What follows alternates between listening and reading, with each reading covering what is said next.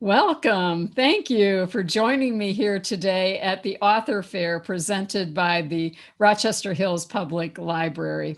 I want to share with you today a short reading from my book, The Mystical Ark, A Vessel of Blessings, a high-action spiritual adventure story centered on the mystical experience of 4 members of an archaeological team. An experience that ultimately leads them through a series of life-changing events.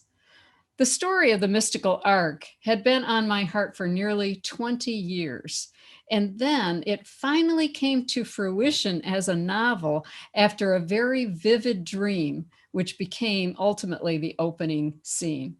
And the following is a condensed version of that opening scene. There it was. The prize now sat before them in a hidden chamber of the dimly illumined desert cave to which they had escaped. They were hot and dirty, exhausted, and frightened. Most of their research team had perished the night before. Now they encircled the thing in silent wonder. A box, really, made of some unearthly gold-like material, covered with ancient dust, held their undivided attention. Metal loops, nearly worn away by time and use, hung from its sides. The remains of angelic figures that had long since lost their wings and their brilliant, shiny surface still clung to its top. Visibly weary, Paul staggered toward the ancient treasure. He stretched his hand toward it, then drew it back again. He tried again, but it seemed to be emanating a powerful energy that could not be penetrated. He backed away now and leaned against the cave wall, still staring at the box. Josh timidly reached toward the golden receptacle. He too jerked his hand away, dark eyes widening as he stared from his hand to the box and back again in disbelief.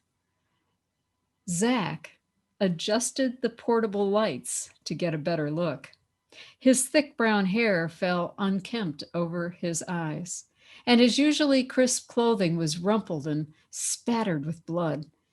He extended his hand confidently toward the box, but then quickly snapped it back again. A strange invisible energy field surrounded the artifact, repelling any attempt to touch it. Then, shirt torn, chestnut hair in hopeless, dampened tangles, Elena pulled herself to her feet and reached out to run her fingers across the strange substance. She felt only a tingling sensation, then a smooth, surprisingly warm veneer. Her fingers searched the top for an opening. There were no hinges, no seams, no space that divided top from bottom. Her hand moved slowly around until she felt a spark, a surge, like a phantom cell phone buzz. She tried to pull her hand away, but to no avail. An electric wave of energy flooded her entire body, knocking her off her feet. Then suddenly, but delicately, like a flower blooming in time-lapse photography, the top of the box began to move. It rippled and undulated. It began to wrinkle and spread apart, reminding Elena of the parting of the sea in the Charlton Heston version of the Ten Commandments. It was open, and from it sprang forth bursts of light in radiating swirls that spiraled toward the top of the cave and gently fell like long-awaited rain upon their weary, sunburned shoulders. As particles of light fell upon them, they felt an energy vibrating through them as if the very cells of their body were coming apart and joining in the spiraling dance of light.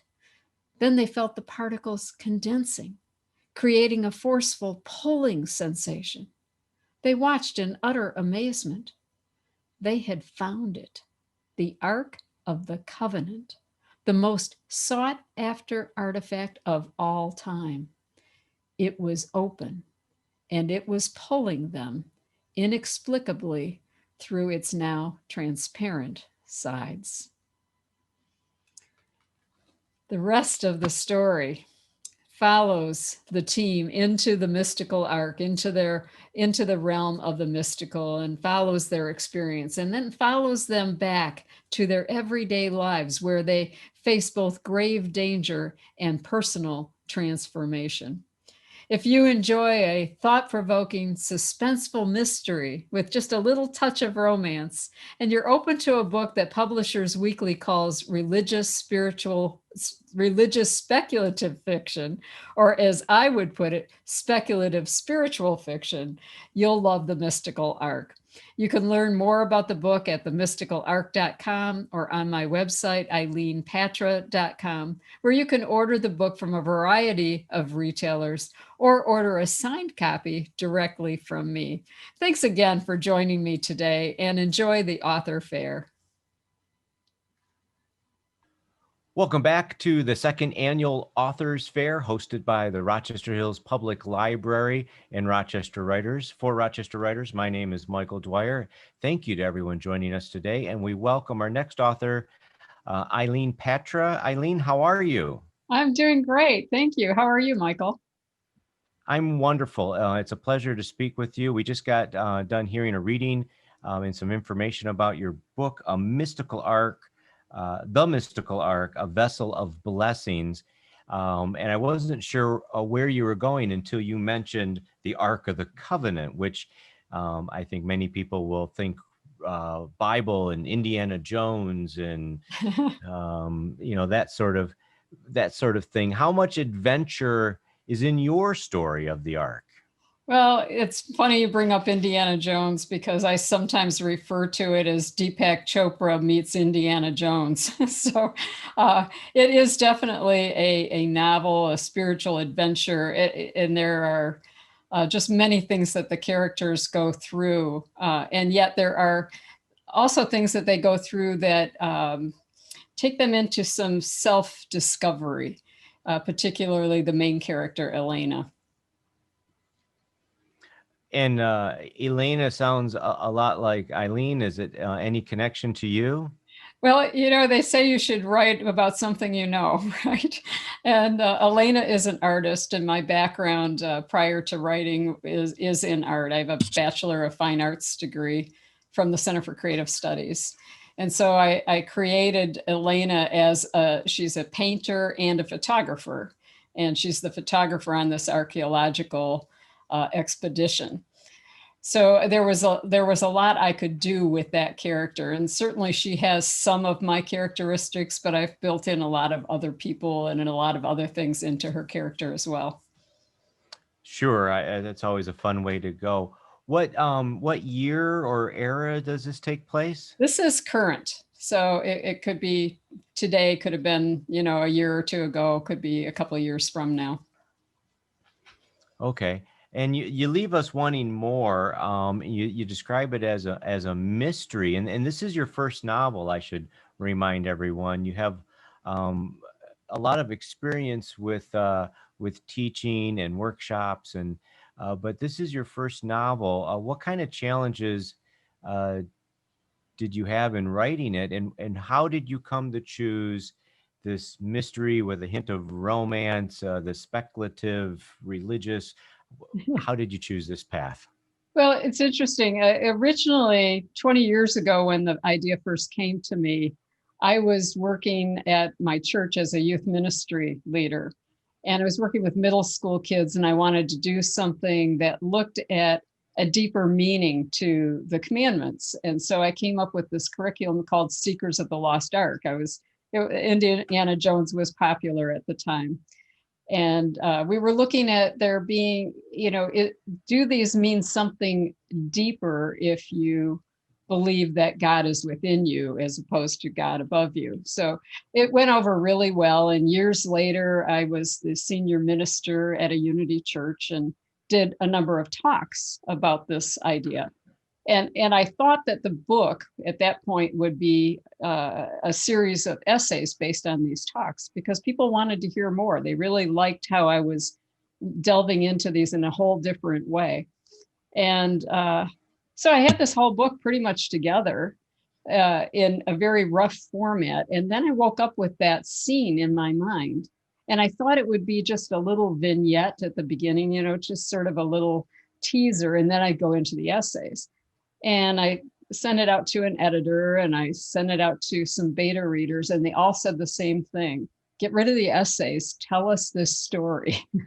and I agreed. I knew that it needed to be told, but I had never written fiction. And so I read everything I could read about writing fiction. I read everything I could find about building characters. And once I got started, the story just unfolded, and it sort of became my life for a while.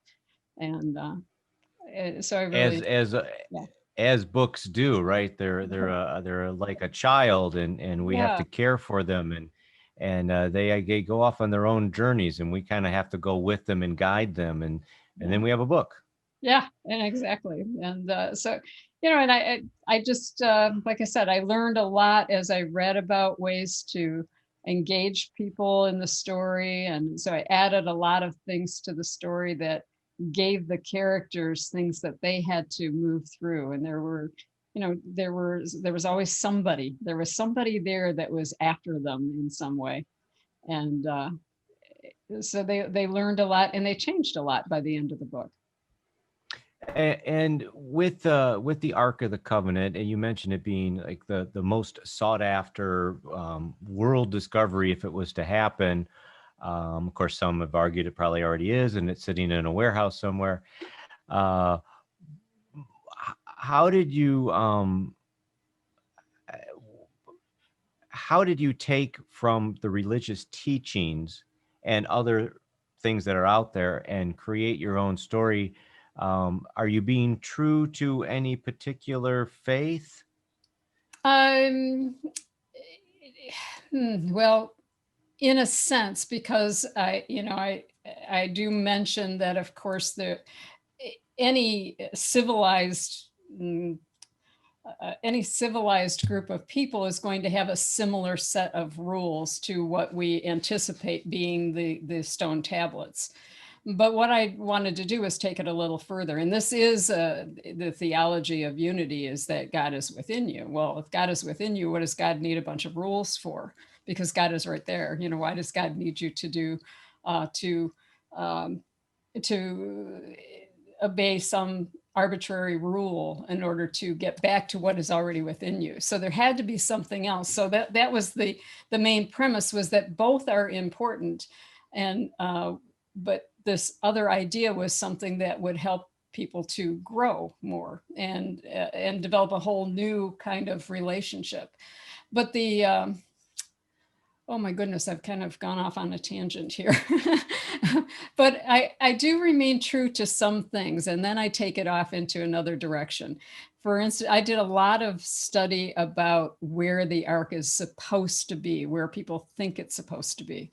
And I'm very interested in archaeology. So I knew a lot of stories of where it had been or where people thought it had been. So I touched on all of those. And then I took one of those places that it's supposed to be, and I made up my own story about that. That's very different from what people say. It's supposed to be in Ethiopia somewhere. And so I really honed in on that. And it was actually discovered in an area in Egypt, between Egypt and Sudan, that is considered a no man's land. Neither country wants this piece of land. And so it just gave me a great place to begin the story. So the story happens both in Egypt and in New York, because the archaeological team is from New York. Well, it sounds like a fun read, and I think it would be appealing to anybody with that Indiana Jones or deeper meaning of life interest level. Are there maybe some strict Christians or those of the Jewish faith that may say, Oh, you're way off. You can't say that. Are you afraid of that? It's possible. I tried to be a little sensitive to that and yet remain true to what was being spoken to me. And yet I've not heard that kind of feedback. One of my beta readers is a dear friend who is a very traditional Christian. And that was not an issue for her at all. She just said, "Wow, this is a really good book. I could do a little less with the painting thing," because she wasn't an artist, but she didn't have an objection to that. And I've not heard that feedback from anyone. Well, that's good, and I think about a lot of multimedia that are out there that they pull from books of the Bible or stories of different faiths and turn them into a story. And I think that it's for most it's honoring uh, that background or that story, and of course, none of it can be proven. That's why it's a belief structure, and I think it lends itself to a lot of fun with creating a story. So what's next? Is there another book on the horizon? Well, people want a sequel, but that hasn't really taken off for me yet because the closing felt like such a close. I have a couple of ideas, but I am working on two other books, and one of them is a memoir titled "God Had Another Idea," and it follows me through the many different career paths I've had and how each of them gave me something unexpected that fueled me or taught me to do what I was going to do next. And so I'm having a lot of fun with that one. And I'm also working on a study guide to the mystical arc. There are a lot of ministers in my particular faith that would like to do some deeper study with the book. So I'm working on that as well. I saw that, and so that's nice to have a companion study guide to go along with your book. It lends itself to a broader audience, I imagine. Could you, and I'm familiar with the Unity Church, but I know that there's some subtle differences where you go. Could you tell us about what the Unity Church is and what your role is with them? Well, Unity is considers themselves a spiritual movement rather than a religion, although we certainly have churches around the world, most of them in the United States. It was founded in the 1800s. It was founded by Charles and Myrtle Fillmore, who Myrtle, through prayer and through affirmative prayer, using affirmations and changing her lifestyle, experienced a healing. And so they began a healing prayer ministry, and it blossomed over the years into a school for religious studies and eventually into churches. There was never their intention to start churches, but people would back then go to their Christian church, and then they would go to Unity afterwards to hear the Fillmores speak. And eventually, people just wanted it to become their church. Uh, Unity is somewhat progressive. It's considered new thought, but not new age. And basically, we just simply believe that there is really only one power, one presence in the universe, and that is what we call God the Good, but God goes by many names, and that God is within every single individual, whether you can see it at the moment or not. And so those are the basic principles of unity. And my understanding is they're very open and welcoming, and you just have to be interested Yes. to come in here. Yeah, absolutely. Very open. I started out as a youth minister and got very interested in the studies from the school in Missouri at Unity Village. It's been in my memoir, kind of outlines how Unity came up throughout my life, but I got very interested while I was working with the kids, and I became what they call a licensed Unity teacher, and founded a small Unity church in northern Michigan, and then eventually was ordained and hired as the senior minister at Unity of Livonia. And now I'm semi-retired, writing my books, and I speak 2 Sundays a month for the Spiritual Life Center in Troy, Michigan. Wonderful. That's a lot of fun. And when it comes to your book, what kind of feedback have you received so far, either from members of your church or people outside of your circles? The feedback I get is awesome. People say they can't put the book down. Even my editor, when I sent it off to him, he told me it was going to be, weeks and weeks before he could get it done. He had two books in front of mine, and and I got the book back 2 weeks early from him. He said that it was so compelling he couldn't put it down. And I went, "Oh, that's really good feedback for an editor to say that." Um, and granted, I know a lot of the people that are reading it, and a lot of them are from my circle in Unity, but very positive. They love the suspense, the mystery, and the romance. They want to see what's going to happen next with Elena and Zach, who are the key characters in the book. Um, in fact, I have one congregant from Unity of Livonia who got the book quite some time ago, but only started reading it recently. And her power went out, and she emailed me this morning and told me she finished the book by flashlight at 5:30 in the morning. She couldn't put it down. So it's very gratifying to have that kind of feedback. And that's always fun to do, unless it's a horror book. You don't want to Yeah, finish it by yeah, right. flashlight at 5:30 in the morning. Yeah, no, there is suspense and mystery, but it's not a horror book. Well, it sounds like a fun read. Why don't we finish up by you telling us where people can go to find out more about you, and maybe to find a place to buy your book? Oh, great. Sure. My website and my blog is at eileenpatra.com. That's EILEENPATRA.com. And the book has its own website, themysticalarc.com. And in either way, you can get to the book. It's available through a plethora of retailers, including ways that you can buy it through the internet, but from your local retail bookstores. And you can also order it on my website directly from me, because I have a stack of copies here from book talks I was supposed to give before the shutdowns. So if you order it directly from me, I'll be sending you a signed copy. And I Well, hope that. great. I want to remind everyone it is the Mystical Ark, a vessel of blessings. And I thank you so much for joining us today for the second annual Authors Fair. We'll have more coming up soon on the 2020 Virtual Author Fair. Thank you, Michael.